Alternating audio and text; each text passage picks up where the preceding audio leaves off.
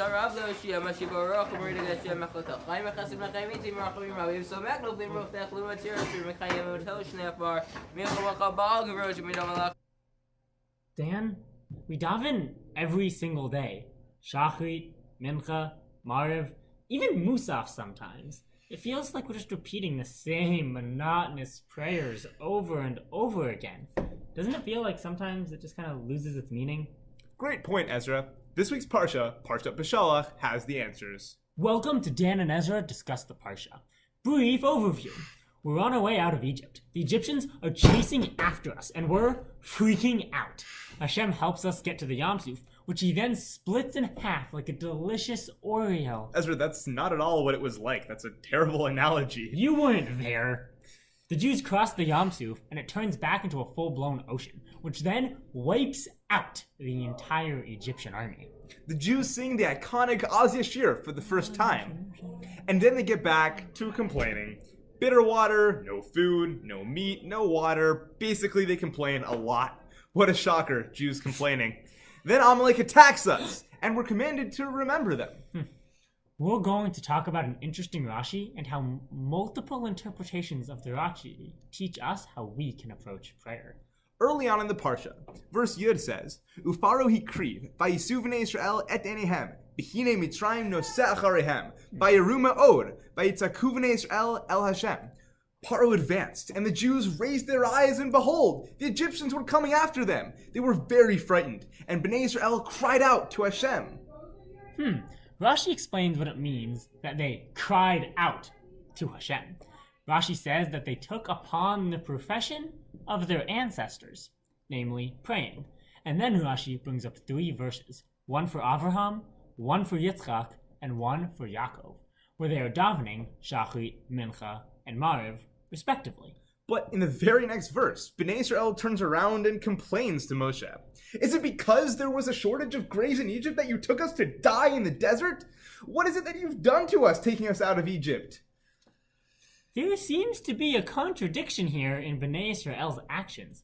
First, they demonstrate their faith by praying to God. Then it seems like they don't have any faith when they complain to Moshe. Were their prayers not sincere? Lots of commentaries try and explain what's going on here, and we very much encourage you to take a look yourself, especially at the Ramban. But we're going to try and keep this video under 7 minutes this time. The Gur Aryeh and the Bartanura. The wine that tastes like Sprite?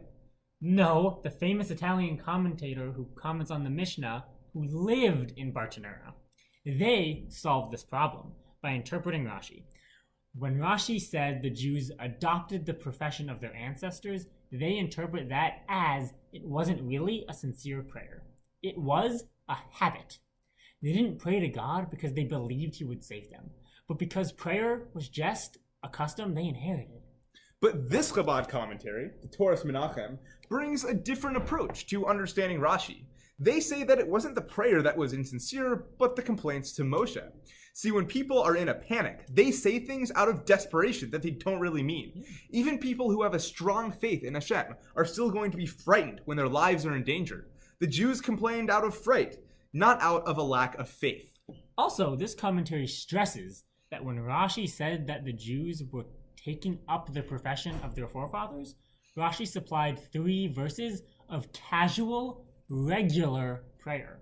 The examples were Shachrit, Mincha, and Mariv, prayers that we say every day, not prayers that we're calling out for help, which there are plenty of examples for. According to Toras Menachem, Rashi wanted to show us that they didn't pray to Hashem for the sole reason that they needed help. They prayed because it was what the forefathers did, and because it was what Jews do.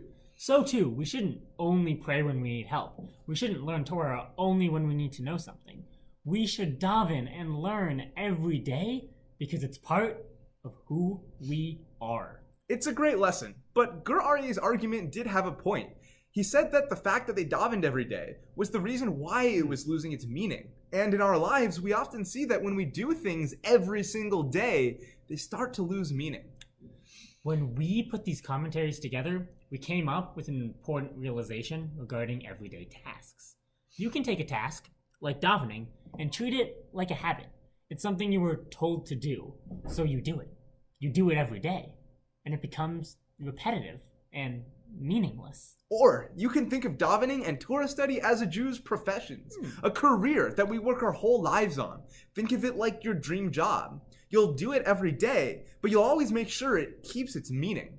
For all you great teachers out there, it could feel like a chore coming in and teaching us annoying children every day, but you find meaning in the classroom. Just like our forefathers found an everyday prayer, so too we can find meaning in our everyday tasks. Davening doesn't lose value or meaning when we repeat it. Rather, we should always remember that prayer connects us with Hashem and with the entire lineage of the Jewish people who davened before us. Thanks for watching, and Shabbat Shalom.